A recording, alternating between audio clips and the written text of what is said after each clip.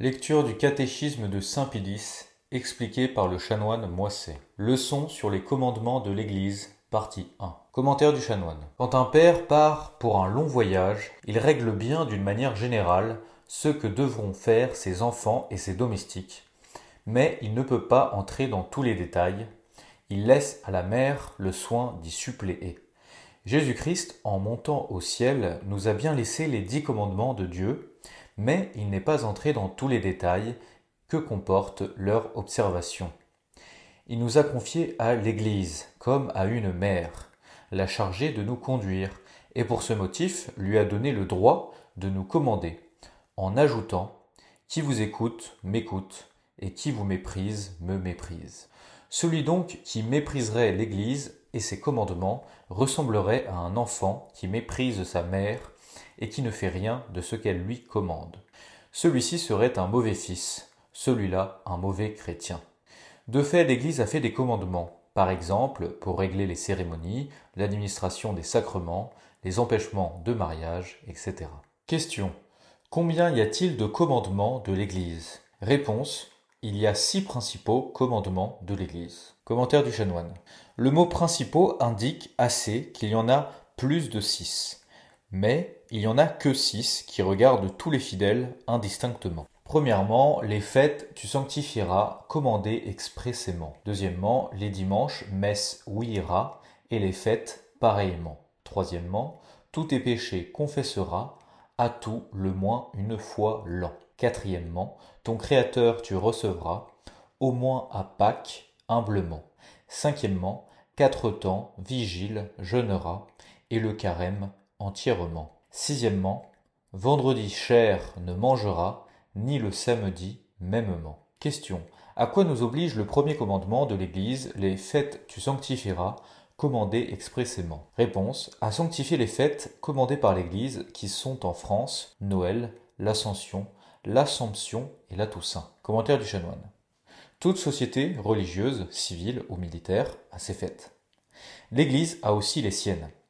Elles sont pour nous qui nous acheminons vers la céleste patrie, comme ces fontaines que le voyageur dans le désert rencontre sur sa route pour le désaltérer, le rafraîchir et l'aider à parvenir à l'heureux terme de ses fatigues. Source Bossuet. Parmi ces fêtes, les unes ont été instituées en l'honneur de notre Seigneur, les autres en l'honneur de la Sainte Vierge et des saints. Chaque jour est marqué par quelques-unes de ces fêtes. Et comme les 365 jours de l'année ne suffisent pas pour en assigner un à chaque saint, la fête de la Toussaint les réunit tous. Il y a 2 sortes de fêtes. Premièrement, les fêtes de dévotion, ainsi appelées parce qu'elles sont laissées à notre piété, et qu'il n'y a pas d'obligation rigoureuse de les célébrer. Deuxièmement, les fêtes d'obligation, ainsi appelées parce qu'on est obligé de les célébrer, comme le dimanche. On les appelle encore fêtes chômées, parce qu'il faut chômer, c'est-à-dire ne pas travailler ces jours-là. Autrefois en France, il y avait 21 fêtes d'obligation. En 1801, le pape Pie VII consentit à en supprimer 11, qui depuis sont de simples dévotions, et à transférer la solennité de 6 autres au dimanche suivant, en sorte qu'il ne reste plus en France, du moins, que 4 fêtes d'obligation, pouvant être célébrées dans la semaine: Noël, l'Ascension, l'Assomption et la Toussaint. Car les fêtes de Pâques et de la Pentecôte tombent toujours un dimanche. Question. À quoi nous oblige le second commandement de l'Église, les dimanches, messe ouïra et les fêtes pareillement? Réponse. À assister dévotement à la messe, les dimanches et les fêtes. Commentaire du chanoine.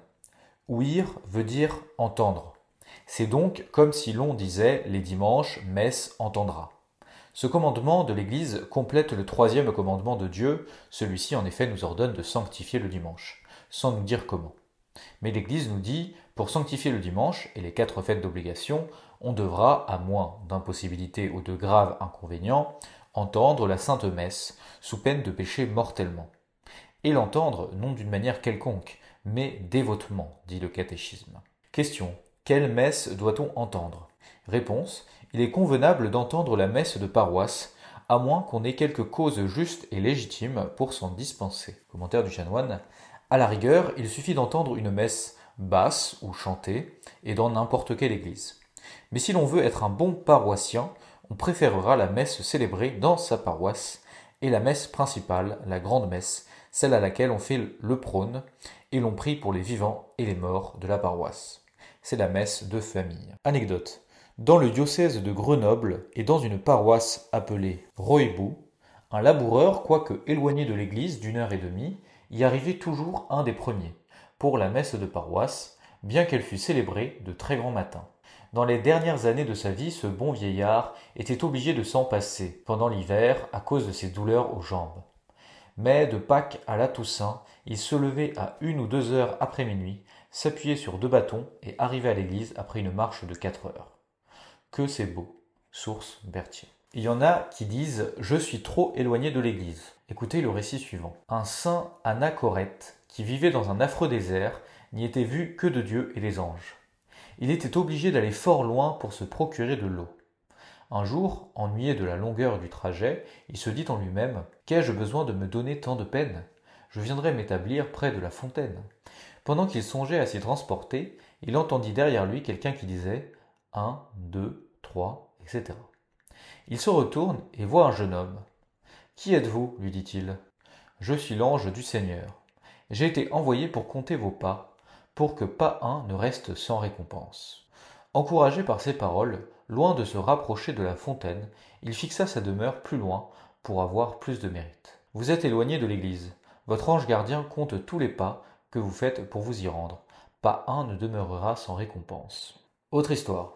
En Laponie, il y a des chrétiens qui quittent leur habitation le vendredi soir, voyagent toute la nuit, ainsi que la journée du samedi et une partie de la nuit suivante, pour assister à la messe le dimanche. Et nous ne savons pas faire 1 heure de chemin. Source Trésor d'Histoire. Question. Ceux qui assistent à la Sainte Messe sans aucune attention satisfont-ils aux préceptes de l'Église ? Réponse. Non, car pour satisfaire aux préceptes de l'Église, il faut prier et s'occuper de quelques salutaires pensées. Commentaire du chanoine. Bien que l'attention purement extérieure, qui consiste dans l'attitude recueillie et respectueuse, permettant de se rendre compte d'une manière générale de ce qui se passe à l'autel, suffise probablement pour satisfaire aux préceptes de l'Église et éviter une faute mortelle, on comprend facilement que, si l'on veut retirer de la Sainte Messe tout le fruit qu'elle comporte, il faut y joindre l'attention intérieure et s'occuper non d'affaires étrangères, mais du mystère qui s'accomplit à l'autel et s'unir aux prières de l'Église. Rien ne vous aidera mieux que votre livre de messe, dans lequel vous pouvez lire les prières correspondant à chacune des parties du saint sacrifice. Question. À quoi nous oblige le 3e commandement de l'Église ? Tous tes péchés confessera à tout le moins une fois l'an. Réponse. À nous confesser au moins une fois l'an. Commentaire du chanoine. C'est notre Seigneur qui a établi la confession et en a fait un devoir à tous les fidèles, comme nous aurons occasion de le dire en expliquant le sacrement de pénitence. Mais il n'a pas déterminé l'époque à laquelle on doit se confesser. Il a laissé ce soin à l'Église. Dans les premiers siècles, elle n'avait pas senti le besoin de préciser le temps où les fidèles devaient accomplir ce devoir. Est-ce que les malades ont besoin qu'on les oblige à recourir aux médecins ? Les premiers chrétiens se confessaient fréquemment. Peu de temps après l'époque de Charlemagne, nous voyons la masse des chrétiens se confesser aux grandes fêtes de Pâques, de la Pentecôte et de Noël. Au XIe et au XIIe siècle, les prédicateurs nous signalent quelques relâchements et ils insistent pour qu'au moins la confession, préparatoire au devoir pascal, soit rigoureusement maintenue. C'est alors que l'Église, dans un concile tenu à Rome à la basilique de Latran en 1215, fit le commandement en vertu duquel tout chrétien est obligé, sous peine de péché mortel, de se confesser au moins une fois l'an, s'il a péché mortellement pendant l'année. Elle ne fixe pas l'époque où l'on doit accomplir cette obligation, mais la coutume s'est établie de le faire à Pâques, pour se mettre en état de grâce en vue de la communion pascale. Ce commandement oblige dès qu'on est capable de commettre des péchés mortels, c'est-à-dire dès l'âge de raison, vers 7 ans environ. Anecdote. Un jeune homme avait pris la résolution d'éviter à tout prix le péché mortel, et s'il venait jamais à y tomber, de ne pas prendre son repos le soir sans s'être confessé. Il eut le malheur de tomber. Au moment de se mettre au lit, il se rappelle sa promesse. Mais la nuit est noire, il fait orage. Comment se rendre au presbytère, assez éloigné ? Il hésite et par 3 fois se met en route et retourne sur ses pas. Enfin, son courage triomphe. Il se réconcilie avec Dieu. Le lendemain, sa mère le trouve mourant dans son lit. Oh, qu'il fit bien de tenir sa promesse et de ne pas rester un jour en état de péché mortel. Source d'Assez. Autre petite anecdote, Saint Louis se confessait tous les jours. Source Sa vie, 25 août. Question. À quoi nous oblige le 4e commandement de l'Église? Ton Créateur tu recevras au moins à Pâques humblement. Réponse. À communier au moins dans le temps pascal et dans l'église paroissiale ou dans celle qui en tient lieu. Commentaire du chanoine. C'est Jésus-Christ qui a commandé de communier en disant à propos de l'Eucharistie: si vous ne mangez la chair du Fils de l'homme et si vous ne buvez son sang, vous n'aurez point la vie en vous. D'où il suit que, pour avoir la vie en nous, il faut manger la chair du Fils de l'homme et boire son sang. Nous verrons plus tard, en expliquant les sacrements, que l'un d'eux, l'Eucharistie, contient réellement Jésus-Christ tout entier, sous les apparences du pain et du vin, et que par conséquent celui qui la reçoit par la communion mange la chair et boit le sang du Fils de l'homme. Lorsque notre Seigneur a dit « Vous n'aurez point la vie en vous », il ne veut évidemment pas parler de la vie du corps, mais bien de la vie de l'âme, qui consiste dans l'état de grâce. Quand devons-nous communier? Jésus-Christ ne l'a pas déterminé en propres termes, mais en établissant l'Eucharistie sous la forme d'une nourriture, il a donné assez à entendre qu'il faut la recevoir souvent. Aussi les premiers chrétiens communiaient-ils tous les jours, ou du moins chaque fois qu'ils assistaient à la Sainte Messe. Mais pour l'observation de ce commandement, comme pour celle du précédent, le relâchement s'introduisit peu à peu parmi les fidèles, au point que l'Église se vit contrainte, au 4e concile de Latran, en 1215, de les obliger à ne pas passer l'année sans communier, et tandis que pour la confession elle ne fixa pas l'époque, elle voulut que l'on communiât à Pâques, ce qui ne s'entend pas seulement du jour de Pâques, mais du temps de Pâques, du temps pascal, qui comprend ordinairement, au point de vue de la communion obligatoire, 1 mois, 15 jours avant Pâques et 15 jours après. L'obligation de faire ces Pâques ne cesse pas néanmoins avec le temps pascal. Elle devient au contraire plus pressante. Où faut-il communier? Pour les communions ordinaires, on est libre de les faire où l'on veut. Quant à la communion pascale, nous devons la faire dans l'église de notre paroisse, pour l'édification commune et pour que chaque pasteur puisse se rendre compte de ceux qui sont fidèles à leurs devoirs chrétiens, ou dans l'église qui en tient lieu, comme celle de la paroisse sur laquelle l'on est en service, celle de l'école ou collège où l'on est en pension. On peut aussi, avec la permission de son curé, la faire ailleurs. À quel âge on est tenu de communier à Pâques? À partir de l'âge de discrétion, dit le Concile de Latran, c'est-à-dire à partir de l'âge où l'on comprend suffisamment ce qu'on fait en communion, ce qui revient à dire à partir de la première communion. Quel péché commettrait-on si l'on ne faisait pas la communion pascale? Sans nul doute, un péché mortel. Anecdote. Un jour, le pape Saint Grégoire le Grand célébrait la messe pour un mort. Tandis qu'il disait ces paroles, « Requiem aeternam dona ei Domine », ce qui veut dire « Accordez-lui Seigneur le repos éternel », on entendit une voix qui disait « Je n'aurai jamais le repos éternel.